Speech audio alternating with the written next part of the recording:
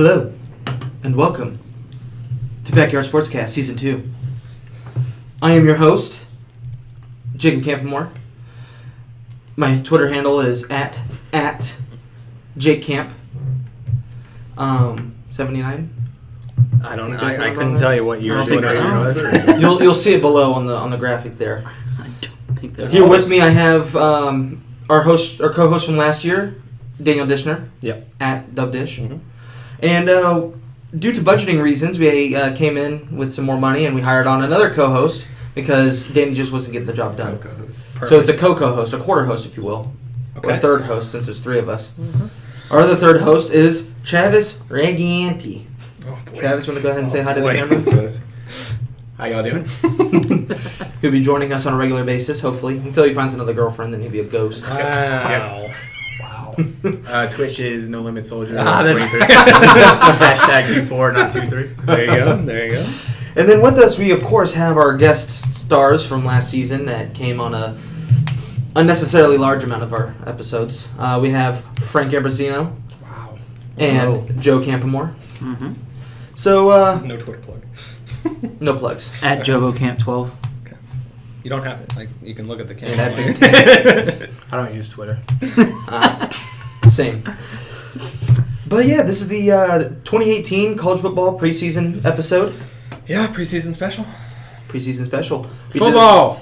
That's right, football. But only college football. Because we've pivoted. Football. If you remember from late last season, we stopped doing NFL and other sports. Yeah, we're boycotting the NFL. Yeah. We're sitting down for this national anthem, and we're just going to only do college football. We'll be exclusively podcasting about the XFL starting in 2 years. And the AAF. Yeah, the AAF. And during the offseason, you might watch us play some Fortnite. Yeah, there you go. So we'll go ahead and jump right into it since we have a strict time schedule. The AP Top 25 just came out on Monday. Yeah. I'm going to go ahead and run through the top 10, and we can start talking about things we like, don't like, things that we are kind of Go for it. Indifferent about. So number 1 is Danny's favorite team, Alabama. Bama. They stayed number 1. They were the national championship last season. Oh, the national championship. The national champions from last year. Number 2 is Clemson. Ended the season last year at number 4. Georgia is at number 3.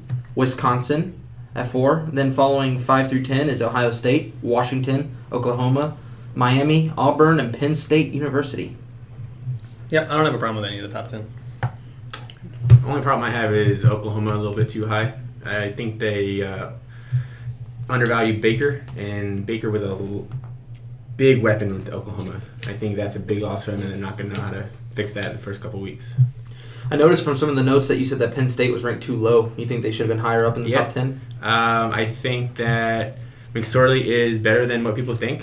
He's one of the best QBs in the league. Definitely best one in the Big Ten. Yeah, I agree. I think also losing Saquon Barkley will help him too. Not having to focus on just trying to get him the ball and be able to spread out and be more of a true passer like he was the year before.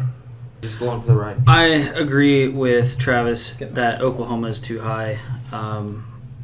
You got a coach in year 2 that's it's now more his recruits. He did lose Baker, so I mean they did have a good recruiting class, but given what they've lost, I think that they need to be a little bit more humble with where they're ranked to start the year and kind of earn their way back in. The thing is, if they win the Big 12, they're going to be ranked in the top 10 and be in the conversation at the end of the year. So I think this ranking is not indicative of what talent they may have here, and hopefully will be proven wrong or right early on in the season. Indicative things. A good word. Spell it. INDICATIVE. Well, there's your preview for the Spelling Bee episode we do later in the season. Yes. That's all I'm good for now. I've been downgraded to moderator for this podcast. Oh, downgraded. You can give your opinion, bud. Go for it. No, I'm good. I think Have they named a starter at Clemson yet? Is it still No. Bryant? No, they have not named a starter. Because I saw the other guy, I forget his name. Trevor Lawrence. Yeah, they have him ranked higher on the Heisman than Bryant. Yeah. man, that should have been something we could have talked about was quarterback battles. There's a lot of them this season. There are a lot of them. We may not know until after week 1 for most of them. But looking through the other teams that you guys thought were ranked too high and ranked too low, a couple consistencies, and I'll go ahead and start off with this one. Ranked too high, LSU. Yeah. Pretty much all of you guys said that. I think they're going to go 6-6. So 25 is definitely way too high. I think they're going 5-7. I think they're going to have a 5-7. tough, Not even tough bowling. year. Yeah, I think that. Yeah, I think we're all around the same. They got One or two wins off of each other. So I think Ed Orgeron gets exposed this year for the coach he he got really exposed is. last year. I'll talk a little bit about it when we get to our disappointing teams, but yeah. And then another one that you guys thought were ranked too high was Texas, which that was a running joke that we had last year. What was the record 2 years ago? 6-7 2 years ago. Last year 7-6. Both years. 5-7. 2 Oh, years was ago. it 5-7? Yeah, it was 5 I'm sorry. and You're right. 5-7. Remember that was the whole thing. Like Yeah. you said it enough. Well, surprisingly, I don't have Texas on my too high list this year. I think they're going to finish the season ranked in the top 25, so I don't have a problem with them being at the But bottom. they finished 7-6 last season, and they're 23rd. Yeah. Florida's 28th, and they finished 4-7. But they're not in the top 25, so we're not talking about that right But now. they were receiving votes to be in the top 25. Well, it goes to show that in the AP, as long as you have the name, you're going to get somewhere. Yeah, pretty much. Mhm. Especially at the bottom half. They just fill those teams in with name brands. So, Travis, another interesting one that I noticed from you that you said was ranked too high was Michigan. Michigan, a lot of people ended the season unranked last year. They went 8-5. People are saying that their quarterback, who was hurt last season, was kind of the big reason why they did so poorly last year, and that they should do much better. But you don't think the same? I don't think Shea Patterson's the answer at Michigan. I don't think Jim Harbaugh can win the big games in the Big Ten. He hasn't. He gets destroyed against Ohio State and Penn State and everybody. And 14 is not where they need to be. They need to be in low 20s. Big Ten's tough. Big Ten is very tough, especially that side of the conference or that side of the division. Any other thoughts on that?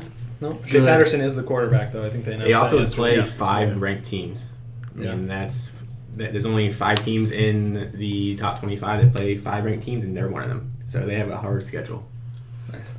And then something else I noticed from a couple of you guys, probably a little bit of bias because the two people that mentioned it, they went to the school.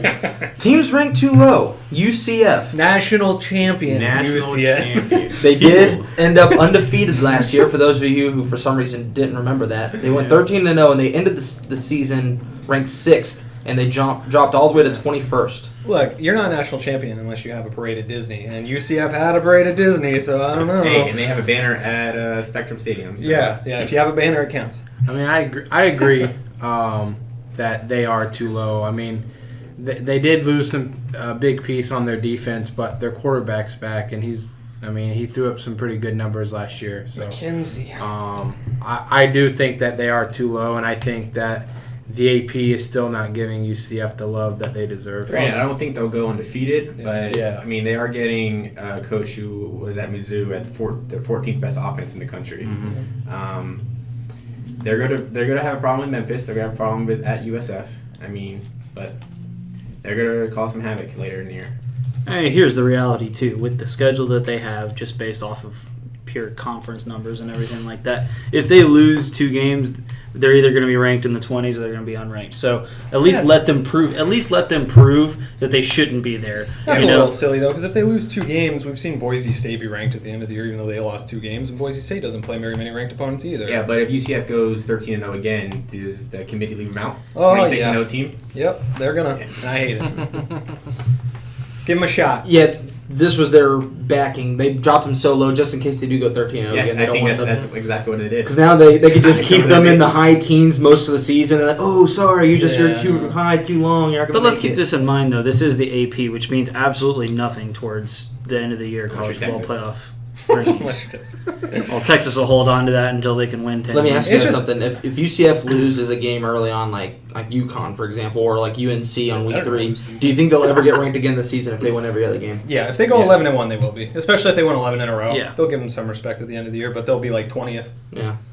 Trust me, there'll be enough teams in Power 5 conferences that are 8-4 and ranked in the 20s that if you're a group of 5 team that's Yeah. 10+ wins, you're going to be ranked. At the Well, end of the year. I mean, I would have been fine if UCF would have ended up at like 5, 6, 7, or 8 last year going into the playoff. But they ended at what, like 12 or 13 Yeah, before they something played like Auburn. Come on. Yeah. Come on, guy. Even if you had an 18 playoff, you're not letting the only at the time, the only undefeated team in. And for the last team, this is probably going to be one of the only times this podcast will talk about non-Power 5 conferences, but I did want to bring this up. I know I said we weren't going to talk about people outside of the top 25, but Joe, you mentioned that USF got snubbed. Snubbed. Hmm. Really? Snubbed.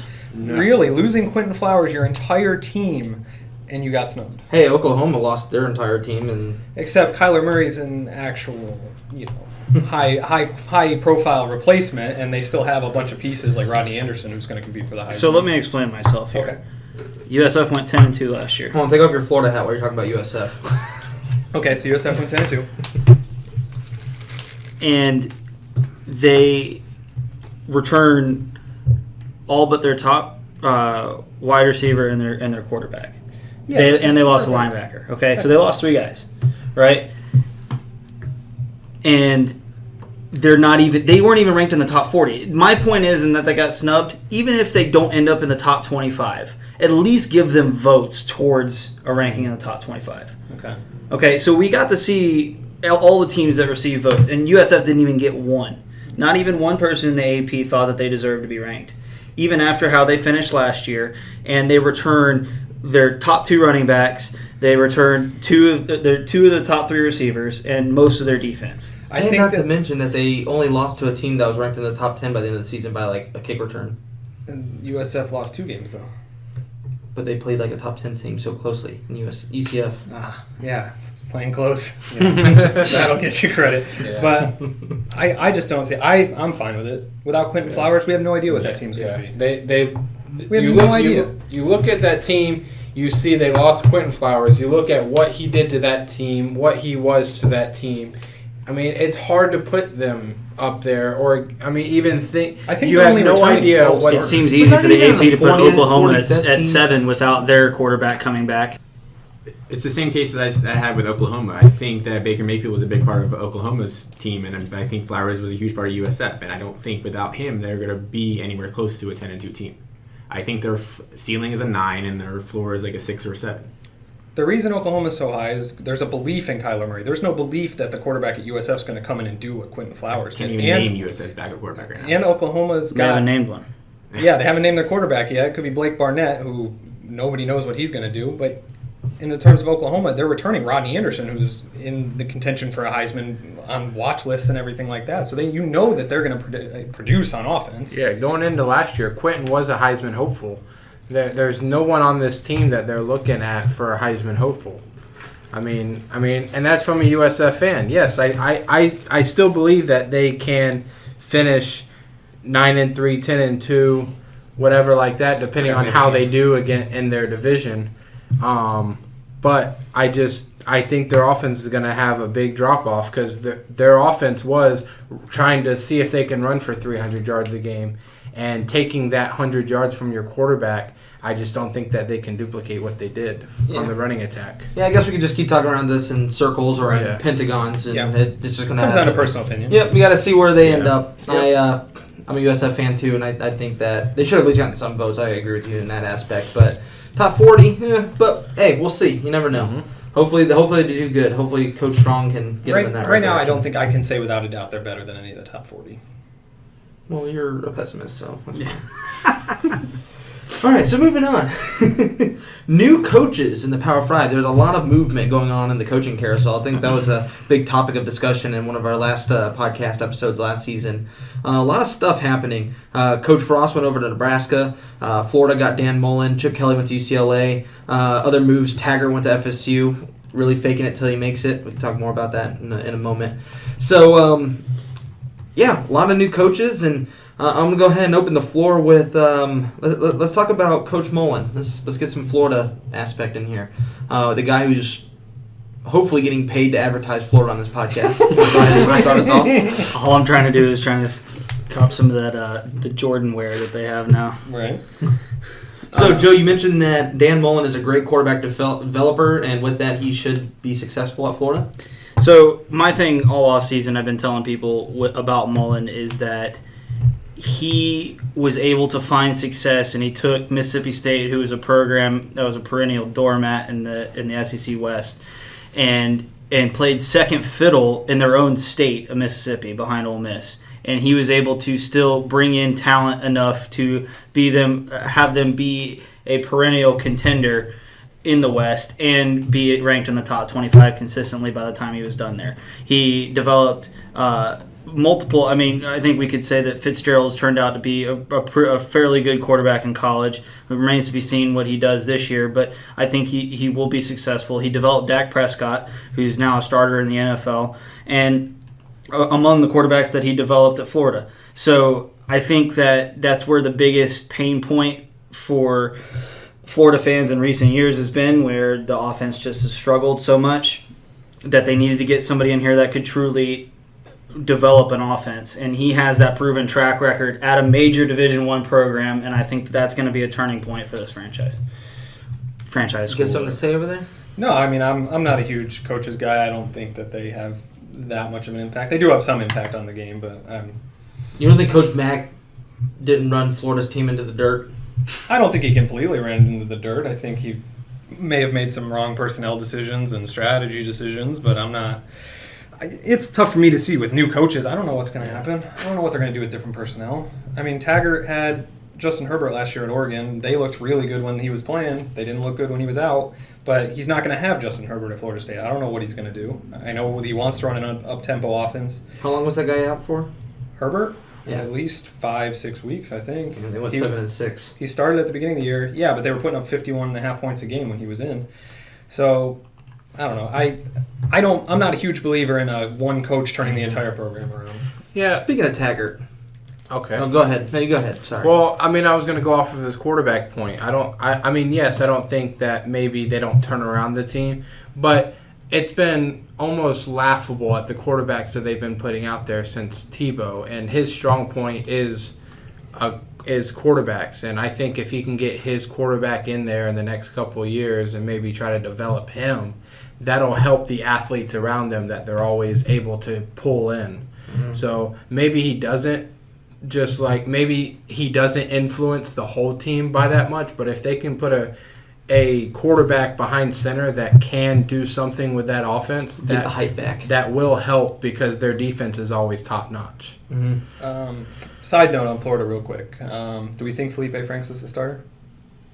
They said Emory Jones is a little too far behind as a freshman. He's not going to start, but they certainly want him to. Is what it's him and who? Trask or Frack? Kyle Trask. Trask, yeah, who didn't even start for his high school team. Oh, so okay. Yeah. That's what we're looking at. So moving on to Taggart, you mentioned him. Frank, you told me in your notes that he is overhyped. And to drop a statistic for you real quick, Taggart, who was a head coach at Western Kentucky, moved to USF for a few years, then was at Oregon last year, and now is the head coach at Florida State University. 47-50 overall coaching record as a head coach, and 0-1 in bowls. Stats can be a little misleading. A little misleading. Yeah, I mean, if you look at the teams when he got there and then what they did the next 2 years while he was there, he's done a pretty good job of turning programs around. He hasn't gone and made a team perennial 11-1, 12-0 team. I'll give you that, but they were in non-power. It was Western Kentucky and USF as most of his there were like 2-3 win teams when he got there, and then he turned them around to double-digit wins. Yeah, but I figure out how you guys think that he's overhyped too, because they're only projected to win 8 games. Right. I mean, that's not really overhyped at all, unless you guys think FSU's a 5-6 win team, which they aren't. Mine was overhyped question mark. I was going into. I was asking the question with whether or not he was overhyped. I was just making a note there. But either way, I think they go 8-4, 9-3, anyways. But is that his doing or the talent that's already there? But it's not going to be his doing, because the talent there is going to win 7-8 games, and he's going to get them to 9 or 10. I think his ceiling's 10. I don't think they win. I don't really think they're going to get double digits this year. I'm just interested what type of offense they bring that he brings to FSU. It'll be up tempo and a lot of rushing. Yeah, because it'll be a lot of quarterback rushing. Right, yeah, and that's just something that you haven't seen at FSU, too much. So that's just what would be interesting for me to see. Yes, they always have the backs there. We'll see if Francois or Blackman comes in and if they're able to run that type of offense that he wants to run. Yes. See, if I may install my opinion, when I think overhyped for Taggart, I think FSU, who was a team that was ranked second at the start of last year, third. Mm-hmm. So you have a number 3 team in the country a year ago, and now they're looking for a new coach, and then they choose to pick up Willie Taggart, who's honestly his best credentials was his last 2 years out of 5 at USF, where he had a couple good seasons. So I just feel like that's a big jump to take Taggart from USF 2 years ago, 1 year at Oregon where he went 7-6, and then now he's coaching a team that was top 5 a year ago. But you can't pin FSU of being a shitty team last year because week 1 FSU was a different team than week 2. That's what I'm saying. They were a whole preseason team going with Francois, and then when he gets hurt. Well, that's what I'm saying. Like I'm stating that FSU is a higher caliber team, and I'm surprised that such a high caliber team would invest in getting someone like Taggart. That's why I think he's overhyped. I don't know if he was deserving for that position. It was an It's interesting the way choice. that he can recruit. That's the main reason they got him. So once he gets all his recruits in, Yeah, he recruited Luck over at Stanford. I mean, he can And see, recruit. that's the thing too, is that he was. I thought that he was a good fit at Oregon. If he was going to leave a Group of 5 and go to a Power 5, Oregon was a good fit for him because of the style of offense that he runs. They already had the athletes there to run that offense that he runs, and for years and years, when you go back for FSU, they don't have the personnel to run that kind of quick style offense, in my opinion. So it's going to be interesting the first couple of years until he can get his people in there, how he fares. And that's the only thing. I said I don't think coaches make that much of a difference, but that's where they make a big difference is on the recruiting trail. I mean, the brand's going to get most of the kids in, but for the making sure you get the right kids for the fit and all that. And apparently he is a really good recruiter, so. Yeah. We'll find out. But to add some comedic value into this podcast, let's talk about Herm. Arizona State. We'll see. My notes are, we'll see. Yep. Frank actually wrote, "Why did you leave ESPN for this?" It's an interesting decision. Well, ESPN's going to fire him in 2 years anyway. You play to win the game. Yep. Not really good as an NFL coach. Yeah. Can he do college better? I am The looking game. forward to his speeches, though. It's only good. You know that he's going to be dialed up. They're going to have somebody in his locker room before every game. He's gonna have a lot of opportunities because I only have them winning 2-3 games. So. Rough for Herm. Yep. Jeez, yeah, not a good debut. So, who do you guys think wins more games in year one as the new coach? The most out of most of the options here. Yeah, let's go with Frost, Mullen, Chip Kelly, UCLA, Jimbo at TAMU, Moorhead at Mississippi State, FSU, and Arizona State. I know that's a lot of teams, but just tell me which one. My pick is Moorhead. Yeah, For what he's inheriting over at Mississippi State, and for him who was the Penn State OC, and how I think Penn State was top 10 in offense last year, and he's taking on Fitzgerald in this offense. I'm going to go Josh Heupel with UCF.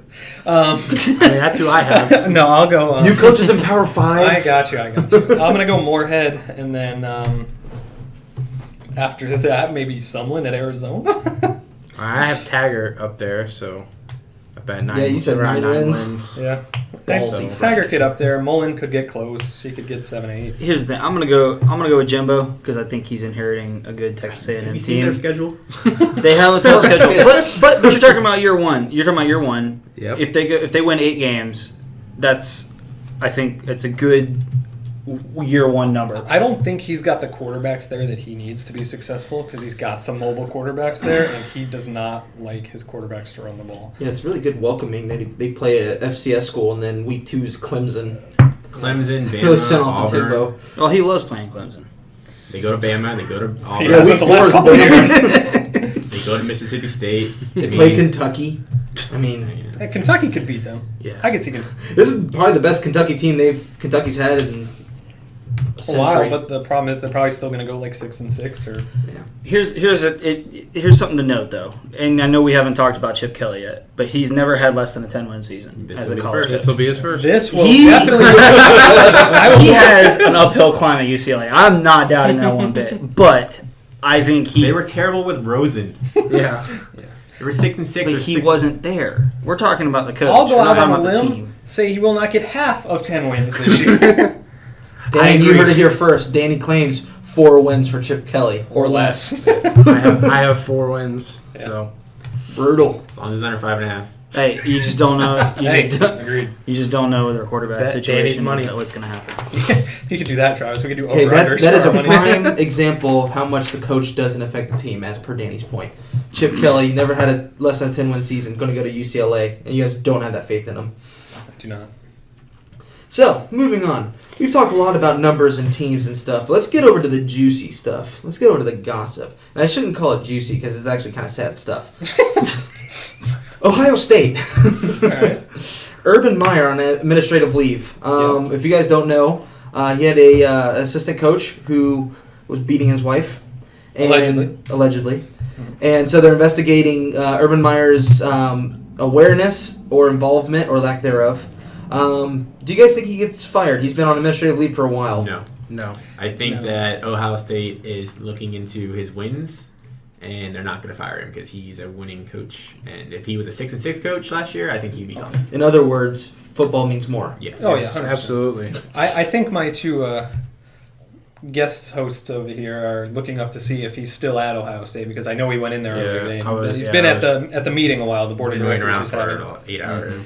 Yeah. So we may know something as soon as this weekend. It may drag on.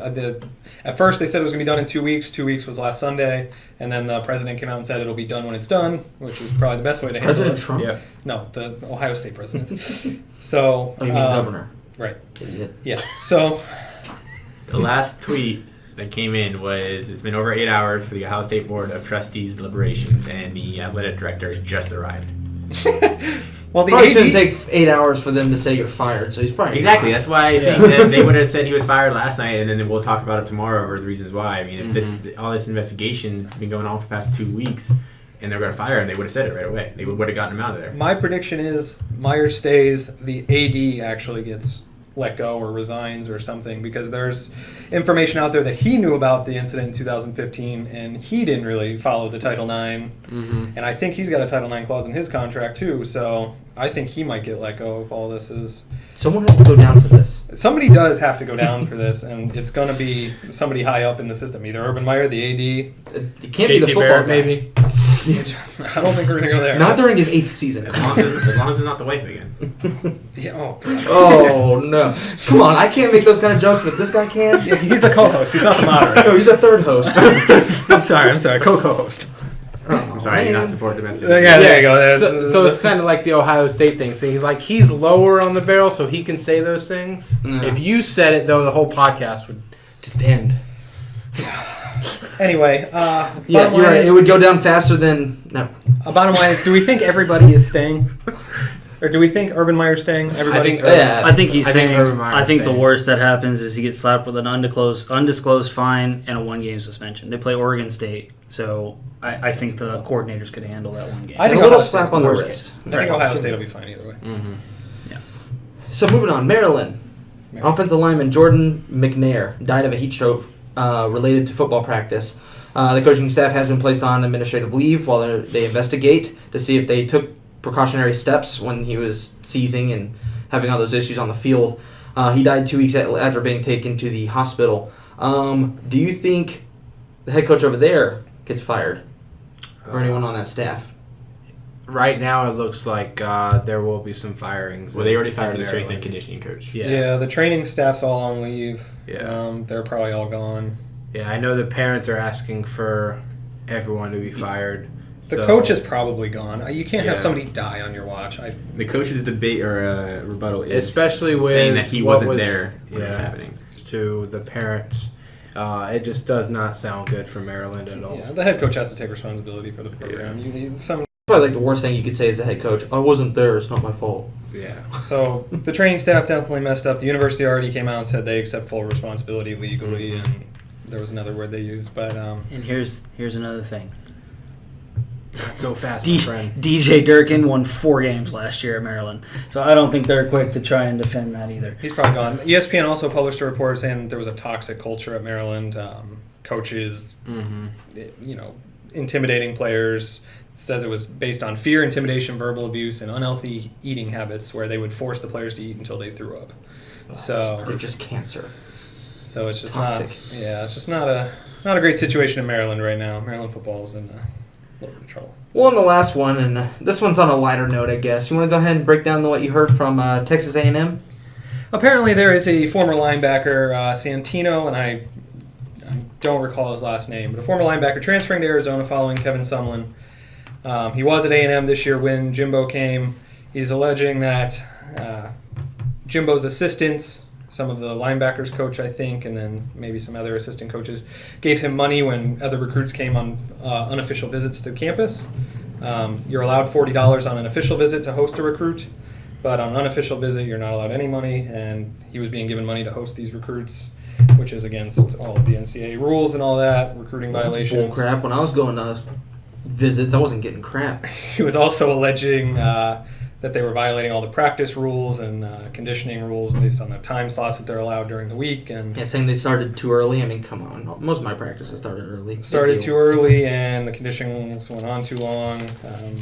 Anyway, it seems on some level like he's trying to be allowed to play this season by there's some loophole where if there was issues at A&M, he's going to be allowed to play right away at Arizona instead of having to sit out a year. So he's going through that whole process. I don't know how much this is going to hurt A&M, or I believe they are already talking about investigating the university is. So we'll see what comes of it, but probably not much. The recruiting violations being the worst. What a great way to try and earn your starting position by making everyone hate you. Mm-hmm. I mean, he should have just been allowed to transfer because they brought in a new coach, but I guess it was just the timing of his transfer. Yeah, I don't know. Hey, there's a new rule So- that... Oh, no, never mind. That's the SEC only, where you can transfer to another school within that conference and still play. Yeah, everybody's got their own rules. Graduate transfers are a Which little means bit different. TAMU, if they're TAMU, you could do that. Just go to a different school. Yeah, but he went to Arizona. That might have been the problem. Yeah. And the school has to grant you the release to be able to go to another SEC school. Well, the way he's talking, I'd sign off on I think that. his release has already been granted. Yeah. Yeah, get the hell out of here. All right. Sleepers and disappointments this season. There's a lot of teams out there, some ranked that don't deserve to be ranked, some teams that should be ranked that aren't. Who do you have as your sleepers, people who are going to outshine their projections, and who's going to be just big disappointments? I know we already talked about LSU a little bit. Yeah. Let's start with them.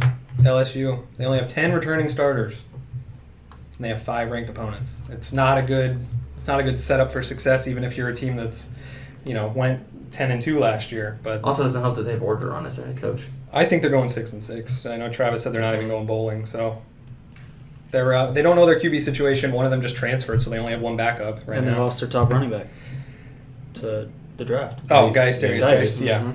So we don't know what's going to happen with that team. I don't know how they ended up ranked. Something else I thought was interesting, I wanted to point this out, is for disappointments, Joe, you said Michigan is going to disappoint.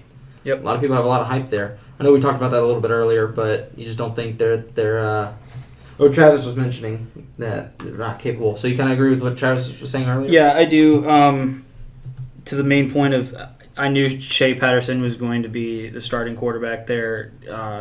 Harbaugh has struggled in trying to develop quarterbacks in the first couple of years that he's been there. He finally gets a quarterback that has quite a bit of experience already playing in major college football. But the thing is, Shea Patterson wasn't successful at Ole Miss, and I don't think him moving to the Big Ten, where Michigan has a tough schedule, is going to make that big of a difference. I don't see it. I don't think Shea Patterson is. I mean, he is somewhat athletic. He can move, but I don't think he has the tools necessary to be successful at Michigan. Do you think he'll put up better numbers at Michigan because he's got better talent around him? Or do you think he's going to be an average quarterback? I think he's going to be an average quarterback Okay. because I think that I agree with that. there are two different systems that he's going from, and he's got a lot to learn there. And I don't think that he's set up There's for too much success. hype around him. Okay. I don't think he lives up to it. Well, and so now on the other side, sleepers. A lot of you guys mentioned Utah. Utah? Utah? Danny, Travis, and Frank all mentioned Utah. So what's going on there? I just think that it's an easy side of the conference for them. I mean, in my notes I had USC lost Darnold, UCLA lost Rosen, UCLA has a new coach, Arizona State have a new coach, and Colorado is Colorado. the bomb dweller of the team. They returned Huntley. They returned Moss, the running back who had over 1,100 yards and 10 TDs. They returned a veteran line and 7 people on defense. I just think they have the team, they have the pieces to be able to surprise some people. I mean, they're only expected to win, 7.5, 8 games this year. Yep. Yeah, I see 7. They have the two tough games they have this year is Washington and USC. They have them at home, and then they have to go to Stanford. I think they win 1 or 2 of those to a 9-10 win season. Yep. And then they win their side of the conference. I think their defense is underrated, and I think they had a lot of bounces not go their way last year. They lost 4 of 6 by 15 total points. Mm-hmm. So it's not like they were getting blown out. They got blown out twice, I think, all year. I think they win 9 games. I think they're going to contend for the Pac-12 South. I think they're going to get beat out probably by a tiebreaker at the end when it's all said and done, and they're not going to make it to the conference championship game. But I think a 9-3 season's definitely a win for Utah. What do you think about the Utah-Arizona game, Joe? Because I know you mentioned that Arizona was a sleeper for you. I think Arizona's the favorite on that side of the division, or that division in the conference. Mainly, due in large to what Travis already said about USC needing to replace a quarterback, and it kind of sets the stage for them. Even with Sumlin there, Sumlin is with the offense that he has. I think Khalil Tate fits in well with his offensive scheme, so I don't think they miss a beat. And I think this is a good opportunity for Arizona to take that side of the conference and go into the Pac-12 championship.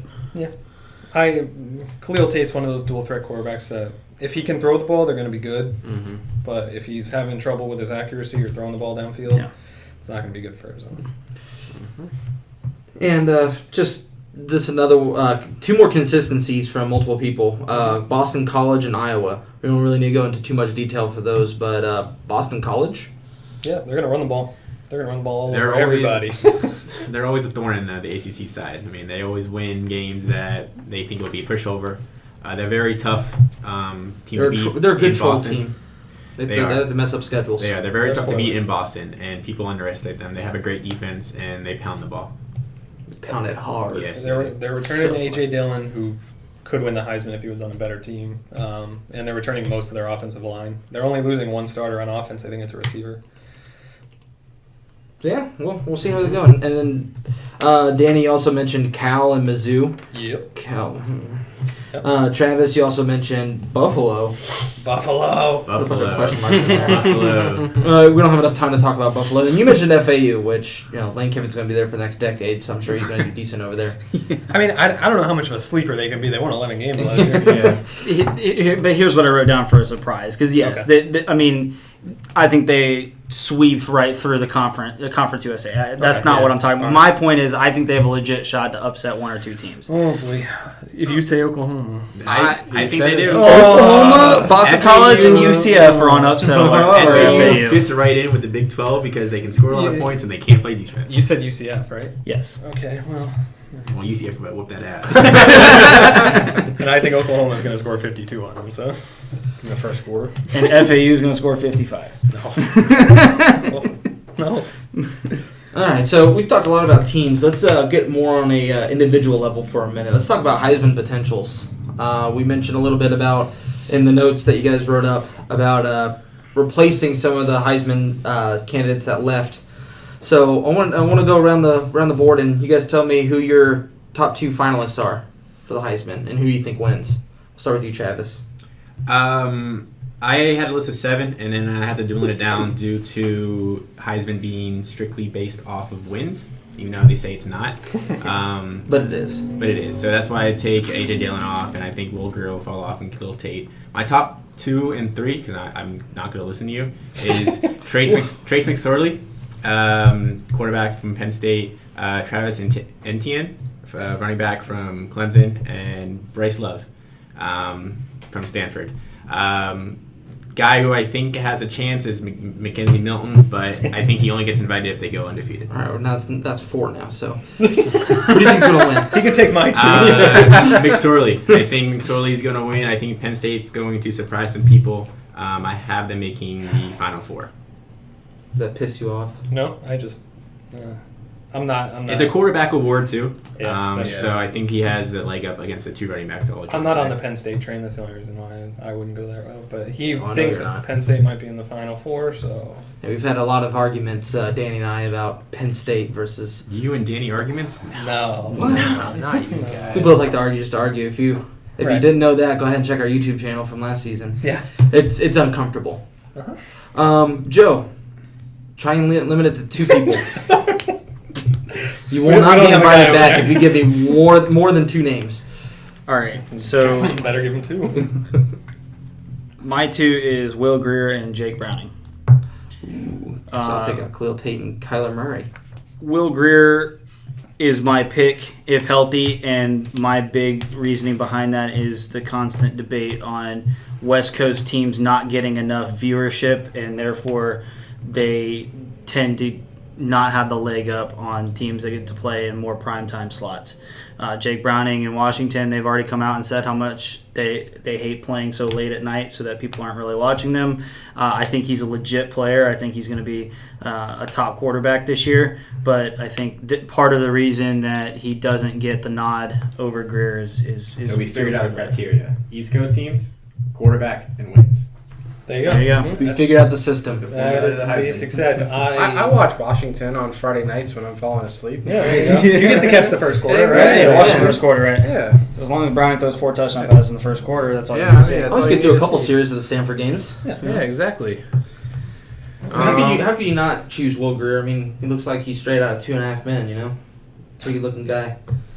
All right. Frank, let's go with your That's two. fair. I have Bryce Love and Will Greer as well. First love. I mean, I've been on the hype train for West Virginia, and I think as long as he stays healthy, that that he could win the Heisman as well. But since Joe picked Greer, I'm gonna have to pick Love. Oh, fun. I like that. I was going to say, like, if you're going to pick Will Greer, I'm like, all right, that's real original. As long as he stays healthy, he's going to have a good shot, just like Joe. Yeah. So, so Bryce Love obviously wins the Heisman because Joe already picked Greer, so that's why Bryce Love wins. I think that's what the Heisman committee's going to be thinking about, too. Like, well, Joe already said Greer. Screw that guy. Yeah, We're giving it to Bryce Love. Yeah, I'm going for the West Coast guy. What you got against him? Oh, and he's not even a You quarterback. guys don't think we vote for West Coast people? I'm going to prove you wrong. There you go. All right, and last and certainly least. Yeah, because my two are not quarterbacks, and they're not really on the East Coast either. So moving on. Yep, there you go. Jonathan Taylor and Bryce Love. Jonathan Taylor. So I'm going to go ahead and pencil you in for Bryce Love, right? I'll just say Jonathan Taylor. Oh, you son of a bitch. Piss you off. They're going 13-0 in my opinion, so give it to them. I mean, Wisconsin, they have a legit shot to do that, and if they do make the Final Four, I could see Jonathan Taylor certainly getting an invite. Yep. Nothing more to that? No, I just took two running backs. I think they're both going to go over I took all the 1,500 time in that yards. segment, so that's why. What's that? I said I took all the time in that segment. Yeah, he picked like 8 Heisman hopefuls. So. Yeah. Son of a bitch. Pay attention to directions, so you're not going to last long here. So, we're going to go into the most favorite part of the preseason specials, and we're going to go into the conference championship Oh, I thought we were predictions. betting Danny's money. No, that's going to That's be... the end. Are we doing that after? Yes. Okay. So, we're going to have to burn through this because we're already sitting at 44 minutes. Yep. So, Pac-12. This one's pretty easy. All you guys have Washington winning. Okay. Joe has Washington beat Arizona. Danny, you have USC losing. Travis has Utah losing. And Frank has a 3-way game. Oh, USC and Arizona both losing to Washington in the Pac-12. that's incredible. They combine forces. Just like, you know, they combined the best 11 of the two teams on Nice, one nice, side. nice. this goes to show that you really need to be specific in directions. Just like I told you, 2 people for the Heisman. Normally, it's understood that if you're choosing a conference champion outcome, it's 2 teams. 'Cause most football games, it's 1 team versus another. But Frank, on several occasions, Supposed put for all. 3 teams there. Mhm. So thank you for that, Frank. You're Almost welcome. put Auburn, You're welcome. Like next to Oh, yeah. Alabama. So Moving on. Big Good thing you 12. Yeah. All 4 of you guys have Oklahoma and West Virginia in the championship. And 3 of you guys have Oklahoma winning. Frank being the only person with West Virginia. right. Frank, why does West Virginia beat Oklahoma? Will Greer. Will. That's right. 2 words. 2 words. Travis, why does Will Greer not beat Oklahoma? I want to do the Eric Bailey. Or Will John Greer. Wall. Fair enough. Onward and upward. Next one, ACC. All right, you guys all have Clemson and Miami, and you guys all have Clemson Not even winning. a discussion here. Clemson should run train through the ACC. And Miami Yeah. should run their side. The Coastal is so bad. I was at a nightclub last night, and I saw a guy. Like where the story's stud. going. Yeah, I know, right? And he was wearing a Miami shirt, outfit, and I was yeah. wearing Florida, and he was talking crap about it. And Yeah. He's like, "Yeah, come over." He's saying he was having a college football party next Sunday. Which kind of threw me off. Miami, I think, plays LSU on Sunday. Oh. Yep. Mm-hmm. So I'm gonna go to that, I guess. He All told me right, to bring a cool. couple shirts. I don't know if he was flirting with me or. So next Sunday. So that's like when I invited you over to my house on Saturday. But I'm not gonna go before. because I'm gonna be coming back from Vegas, Okay. betting on these week 0 games. So now off to the best conference in college football, the SEC. Oh, I Really? forgot about that. I forgot about that. You They're going guys- to be gone when you invite us over. I'm sorry. Don't worry, we'll invite the viewers. Possibly you. You two people. No, they're in Vegas this weekend. Yes. You're going to be in I Fort don't Myers next weekend. Yes. So you'll be able to go. I wasn't even told of this. Saturday, No, September No, 1st. them. I'm not Oh, you, okay. those guys. It's not them leaving. They're going for Tomorrow. his birthday. It's my birthday tomorrow. Okay. If you guys want to Venmo my brother some money to wire over to me. 23rd? Yeah. Oh. It's always Happy been. birthday. It's always been that. Okay. Always. Yeah. Since I could day have swore one. he changed Since day it. one, I thought yeah. he changed it 3 years ago. I swore it was the 26th. Anyways, SEC. Yeah, moderator, get control. You guys all have Bama and Georgia in the You gotta championship. stop saying that because we all don't have Bama over Georgia. I just said Bama and Georgia in the championship. 3 of you guys have Bama winning. Danny, you're the only person that doesn't have Bama winning. You have Georgia. Even the Georgia fans. Oh, have never Bama. mind. You switched it. So, Yeah, why I know. does I switched Bama it not to win? Is it just because of your sheer hatred of Alabama? No, I mean, I still have Bama in my Final Four. It makes no sense. It happened. Hey, It basically I happened have- last year. I They had didn't lose Georgia the in my conference top championship. 10. They didn't even last make the conference championship and they got in. So what matter if they're Because 12 they didn't 0? lose a game If they're that 12, week. if they're 12-0 going into that game, they're going to be there. You're not going to lose a They game didn't and then lose stay in the that top 4. They did. No. They lost to Auburn the week before. They I think lost the the game. only- They took a week off, allowed other teams to lose, and then got back The in. only situation where that doesn't happen if Washington's undefeated, Clemson's undefeated, did and put Penn Alabama State wins. back. Alabama was getting that no matter what. Yeah, Let's be real. Let's be real. LBR. Let's be honest. What? Yeah. I don't know. Everyone said let's be real. So Anyway, I think Georgia beats Alabama. I don't think Alabama goes 13-0. They traditionally lost a game even in these national championship seasons. I think they've only gone undefeated once, maybe twice in the last 6-7 years. So Once out of their I 4 think that's championships. going to be their hiccup in the SEC championship. Georgia's going to come to play. There you go. Big Ten. This one actually had a couple different outcomes. Frank had another 3-game. Did we all have Wisconsin? No. Hmm. Frank did have Wisconsin beating both Ohio State and Penn State. Yeah. That's going to be a big feat if they can beat both of those teams Yeah, in the same time. championship. They play back to back. They actually play Ohio State for the first half, and then they play. Oh, So that's that's the what that second is? half. Yeah, exactly. Oh. Because I thought That Penn way they State don't was get a better tired. second half team, so I put Penn State in the second half, Ohio State in the first half. Yeah, Good. went off the rails here. So It's a king of the hill type of thing. Winner of the first half plays the second. Joe has Wisconsin being Penn State. Danny has Wisconsin being, excuse me, got a little hiccup, too much to talk about, Ohio State. And Travis I like being the Georgia. black sheep again. You have Penn State beating Wisconsin. So we did all have Wisconsin in the game. Yeah, but the question was, do you guys all have Wisconsin winning? No, I said, do we all have Wisconsin? And you said no. Yeah, don't really have to but listen to he you. could have took that. He was taking it different as the way. winning. Yeah, I He get you. always takes You it gotta, differently. you gotta take it down a notch for Jake. Come on, dude. Okay. Get on my level. Down a notch. You're our moderator. Come on. All right, and now the Final Four. Have you given your opinion at all tonight? No, he hasn't. No, he hasn't. A little bit. It's a good thing. Okay. Whoa. I just gave my opinion on why Bama ended up in the top 4 last season. Now you're Opinions talking today. about this season. All right, so going back real quick. Pac-12, I guess Washington, yeah. Oklahoma. I'd go West Virginia, the Big 12. ACC, definitely Clemson, that's easy. SEC, Bama. Big 10, I just don't like Wisconsin. I feel like That's fair. It's a little biased, but that's fair. so I'm gonna go with Penn State. Why? Oh, Because you don't like Penn Ohio State. State either? I like McSorley. Okay. It's hard He's to a imagine quarterback. that Wisconsin does not go at the minimum 11-1 with the schedule. No, I We have a mean, lot of because people of in how- our group pick them at 10-2. It's one of the I reasons have I did not bet them the winning over 9, on that. But then Oh, I yeah. changed it to 10. Yeah, I mean they have such an easy schedule. They're gonna win a lot of games. I just don't think they'll be able to beat teams like Penn State and Ohio State. In the championship. Well, the schedule was easier last year. This year is it's different. Yeah, Penn State and Michigan, both tough games. And it'll even out because Iowa. they're certainly a better team this year than they were last year, Wisconsin, but they're Iowa, having a technically. harder schedule. So, but moving on to the Final Four, everyone has Bama in there. Yep. They have an automatic bid every year. Yeah. Yeah, didn't you know? Naturally, Clemson is all in there. They are getting close to having an automatic bid. Yeah, Exactly. Washington is in there from Joe and Travis. Nice. Danny has Wisconsin, as does Joe. Danny also has Georgia. Yep. So you have basically the same Final Four as last year, Except for one. except for Oklahoma. And Frank, you have Bama, Georgia, Clemson, and Wisconsin. So you pretty much have the same thing too, minus Oklahoma. Yeah, instead of the Big 10 getting left out this year, I have the Big 12 getting left out. So who's in the national title game? Let's go around the board. Danny, I'm trying to think of how this would get seeded. 5 here. seconds. Sorry, I'd probably have Wisconsin and Georgia. Wisconsin winning. I'd probably say Georgia would win that game, though. That sucks, because I want Wisconsin to win it all, but I'd say Georgia would probably win that game. All right, moving on. Joe. Bama, right? Frank. Wait, no, Joe. Tell me I'm wrong. Maybe Clemson over Bama. I have Clemson and Washington. And who wins? Clemson. You just did that this. You said Clemson over Bama? Okay. Frank. He said Clemson over Bama.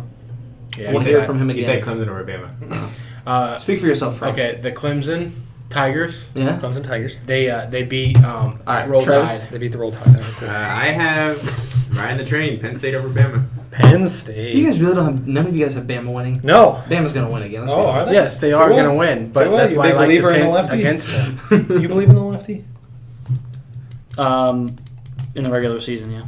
Not in the postseason. No, Because they don't Even play though, anybody in the regular even though season. the only thing we've seen him in, he performed well, is the postseason. He can get 'Cause lucky. there was He no ran tape backwards on for him. 18 yards. Yeah. Threw a freaking prayer up. Yep. Guy wide open. Thankful for ESPNU. I've been able to watch that game quite a few times leading up to this season, and I forget how terrible he was in the third quarter, and then all of a sudden in the fourth quarter he threw 2 touchdown passes late. So, Yeah.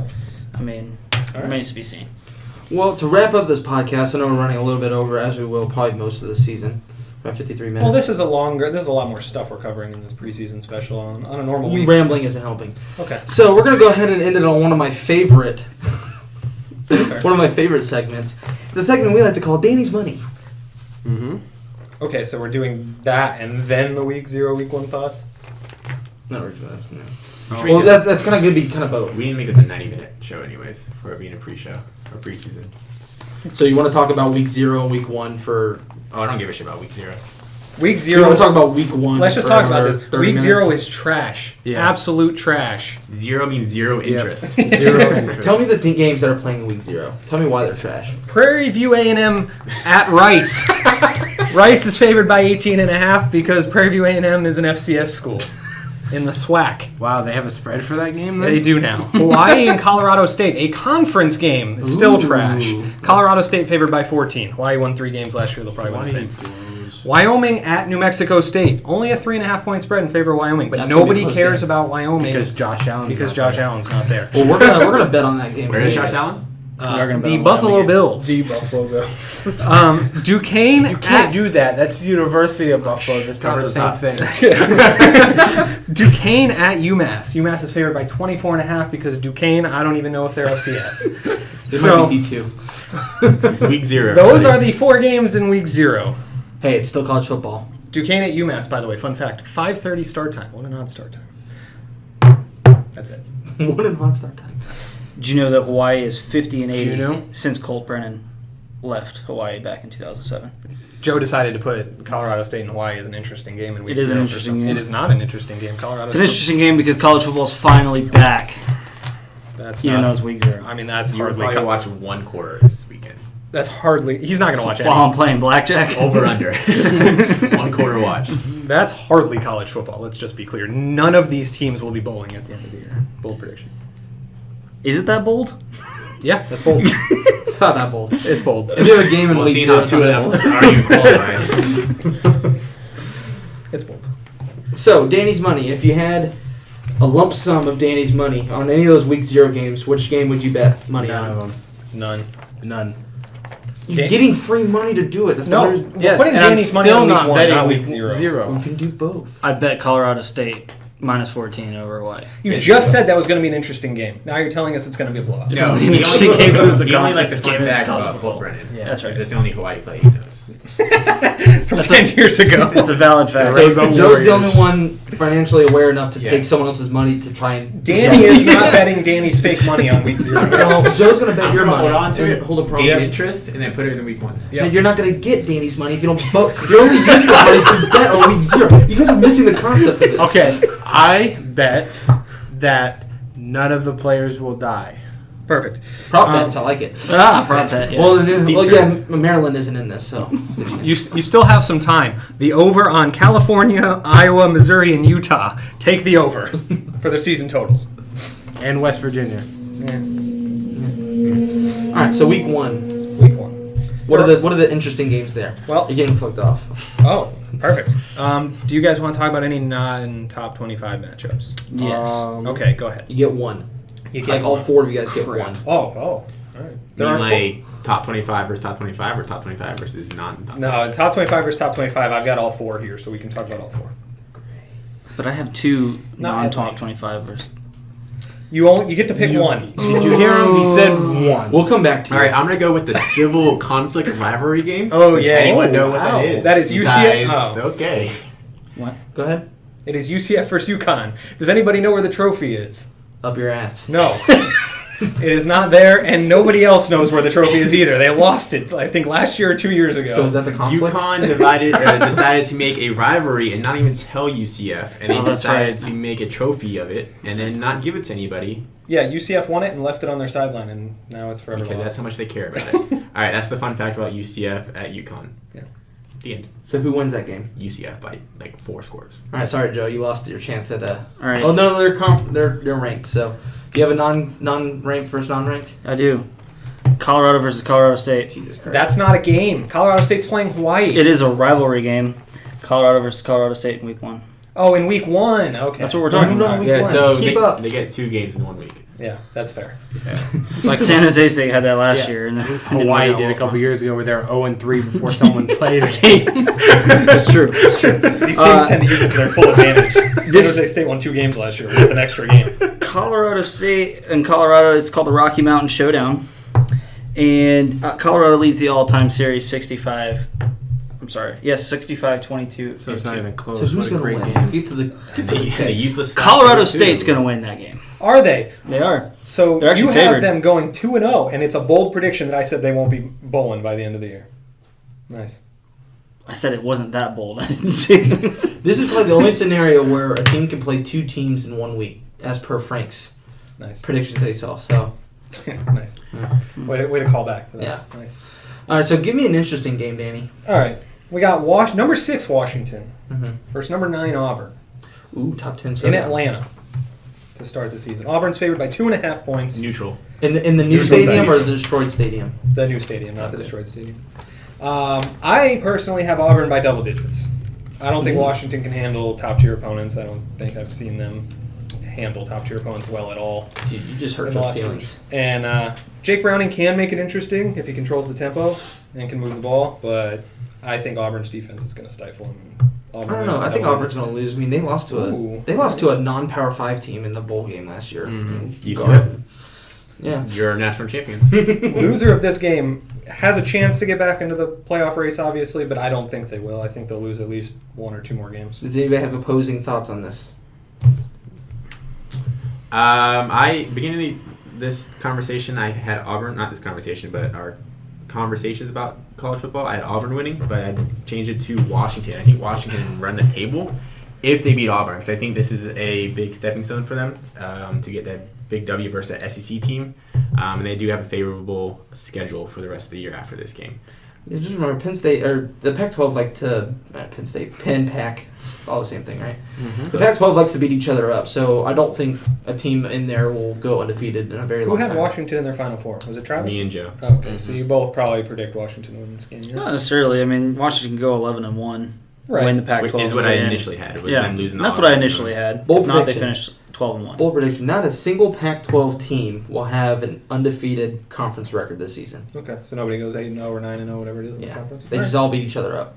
Arizona's probably going to do something. And But if I respectfully disagree. Disagree. You get out! Because I think Washington runs the conference table. All right. We'll see. Nice. What's the next game? I have Miami versus LSU. That Sunday game. We're talking about how much garbage LSU was, and now this is going to be. Hey, they're ranked. They're ranked, 20, yeah, so they're Right, it's a ranked game, okay? So at the end of the year, Miami can go, I played a ranked team. Check. No, they cannot. Just like Bama did with FSU last year. In my book, they cannot do that. But Well, your book It's a doesn't ranked matter. matchup. Yep. But right now, when we I'm in the start this minority on game, this, but, you know. this game, they are both ranked. Yes, it may not look good at the end of the year when LSU goes 5-7, 6-6, whatever it is. 5-7. But they beat a ranked non-bowl eligible team. How crazy is that? Nuts. But this week right here, it's a big matchup just because we're getting on the field, and I mean it's gonna be a night game. No, not many other teams are playing Sunday, so I don't think anybody is. yeah, I didn't Is it think the only anybody game? else was. But my big thing is yes, LSU may not look good on paper, but Miami's last 3 games last year, they just did not look good. Tanked. They got The big embarrassed. See what you did there. Yeah, lost to Pitt.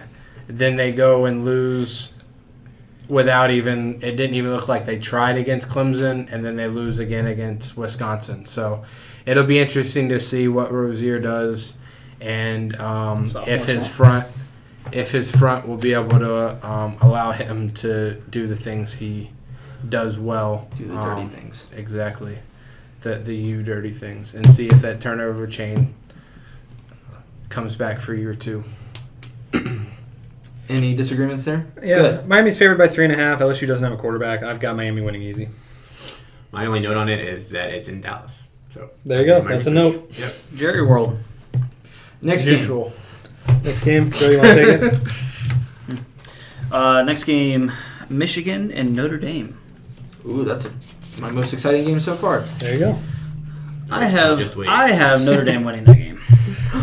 Notre Dame winning that game. I think Wimbush improves Wimbush. from last year. They have the running back coming back. I think If the they didn't offense win, is he'd be better. lost Bush, right? Yeah. That's Yeah. what you did there. Nice. Go on. So yeah, that's really Michigan's favored by 1 in the game. So it's going to be basically a wash. So It's called toss-up. toss up. There you go. I couldn't think of the word. Thank you. I got you. But yeah, I got my picks Notre Dame. Nice. Any disagreements there? Nope, I picked Notre Dame too. I think both these teams are going to be trash. Not trash, but like a little bit above trash. Filth. Yeah, Bill. Garbage. We're just going to find out what team has their season over by week 1. That's what I think about this game. All right, and the last game. Number 20. Wait. Let me get it. I want to All right, be the that's the one. bottom one. Oh, that's your favorite team. Number 20, Virginia Tech versus number 19, FSU. 2 teams that are ranked higher than they should be. FSU's favored by 7. FSU's quarterback has not been named. If Frank Hoyce is quarterback, I think FSU wins easy. That's not my opinion. That's Danny's opinion. What was his name? It's Francois, I know, but Okay. I like calling it Frank Hoyce. Okay. If Black Man is QB, could be close game. Come on. It's M-A-N, idiot. Josh Jackson for Virginia Tech is the wild card. If he goes off, what does that mean? If he goes off. Just come on. If he goes off, FSU may... Wow, I'm stuttering a lot. FSU may be in trouble. FSU traditionally struggles with dual-threat quarterbacks. I can't read. No. You didn't have to read word for word off the damn thing. Well, if you're going to give me a script, I'm going to read it. You took it from me. All right, so fun fact about Virginia Tech. Of course, this is numbers off last year. Their magic number is 24 for defense. So if they let up 24 or more, they are 0-4. If they let 23 or less points allowed, they are 9-0. So that's their magic number. If anything. Is that on opening games or No, that's all last year. Oh, okay. So what's the over-under in this game? 7. FSU is Oh, favored over-under. by 7. I don't know what the OU is. Do you want me to look it up? I can look it up. Well, that's going to determine if... While you looked that up, I don't think Virginia Tech's defense is as good as they have been in the past. They lost Edwards and 3 of their top corners. Yeah. They lost another guy to injury. I can't think of his name. But they are depleted on that side of the ball, and I think Cam Akers is going to have 20-plus touches and run all over him. They don't have an over under yet. Yeah, it and hasn't been probably posted. it's probably largely because they're waiting to see what FSU decides on at quarterback. Now, their defense may not be where it needs to be, but FSU's offensive line has been pretty abysmal in the last couple of years, so that might hurt Akers. They haven't been able to block anybody. Might be able Akers to... still ran for might 1,000 even, last year, though. might even things out a little bit. I don't know. First game of the season, I think Should there's we a lot... still do that The false offense start thing? wasn't great last year. Well, it could be closer than you I think. don't know. Anybody else? Danny? No, I mean, I've got Florida State winning the game. You read off exactly what I wrote down, so I don't really have much to add. I think to it's it. a close game. I think that Vol Tech covers a 7, but I think Florida State still pulls off the victory. Anybody respectfully disagree? I have FSU winning, but I think they should cover. I think it'd be close. I think FSU will squeak one out. There's snakes in the grass. Can you pull Where up is this the one at? week one for This the is in whole Doak. NCAA? Where? So that was the last of It's the big at Doak. games. Yeah, that was all 4 of the top 25 matchups, so we can move on to Danny's money if you want. All right, Danny's money. Now you guys can happily choose. I just wanna look. If I gave you a lump sum of Danny's money, what game would you put it on? And why? Hit me last. Frank, Travis, when you guys start? Am I allowed to do 2, Mr. Moderator? Yeah, No, go for one. it. Do you can do like a parlay or a teaser as your one bet. I'm sorry. Oh, this is Danny's parlay equals 1 bet. There you Thank you, Yeah. Mr. Co-host. Yeah. Quarter host. I still think Florida Atlantic can stay in the spread of 21, 3 scores. Mhm. You looking at one? And I also think West Virginia has a spread of -10. I think they can easily beat Tennessee since this is... Oh, it's at a neutral field, but I don't really think that matters for Tennessee because Tennessee still sucks. So I think Greer and West Virginia can beat Tennessee by double digits. So I would do FAU plus 21 and Westfall -10. All right, I like it. All right, you heard it here first. If you get some of Danny's money, go ahead and make those bets. All of our You listeners. get out some there. of my money. Frank, I just given you $100 of Danny's money. Wow, $100, man. You throwing my money around. And you have to use all of it. Have to use all of it. And not towards your rent or whatever you want to put it on. It has to be towards gambling. Oh, that would be nice. $100. Let's see. Danny, $100. Yep. $100 of my money. We'll get back to you, Well, Frank. Yep. I wouldn't put all 100 on this, but I'm going with a 4-team parlay. It's going to pay out big if you hit it. You have to put all 100 on it. All right, I'm putting all 100 on it then. It's going to pay out huge if you hit it. Northwestern You already plus said that. Northwestern +3 against Purdue. Okay. Miami -3.5 against LSU. Auburn -2.5 against Washington. And then Washington State -3 against Wyoming. That is not going to work out. That is Washington State. Yeah, Washington State -3 against Wyoming. Those are my 4-team parlay. It's going to hit. Guaranteed. With my fake money. You heard it here first. And if you use your own money and you don't get it, Danny Don't is... call us. Danny is responsible, not the rest of us. Frank, are you ready or should we go to Joe? Go to Joe. Joseph. Joey. 2-team parlay. 2-team. Spread to you. San Diego State +15.5 against Stanford. These are all the rankings there. What?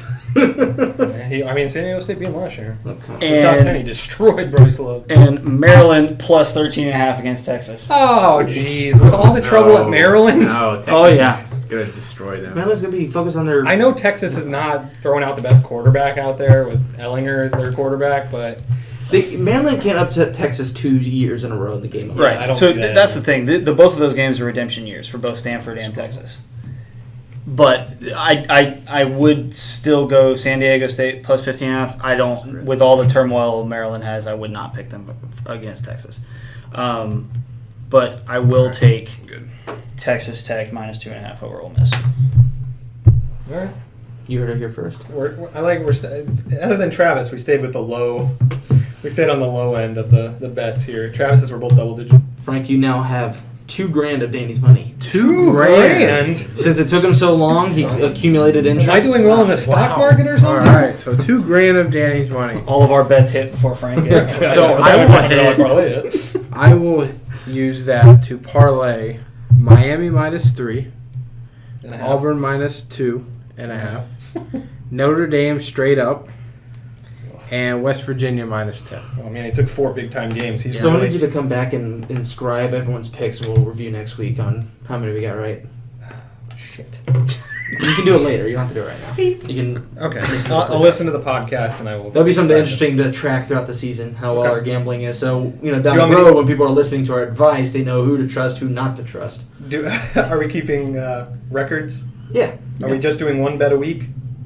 Yeah, that's fine. Okay. I don't know, maybe we'll do more down the road. I don't, Okay. We'll see what the audience wants, Yeah. This is definitely a consumer ran market. Yeah. So, that's all I have on the docket. Does anybody else have anything they want to talk about before we close this out and probably never do one of these again? Negative. No, I like the location. It's nice.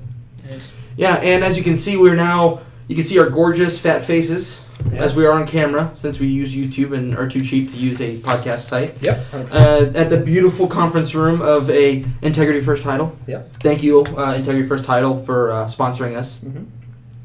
And that's it. I'm Jacob Campamore.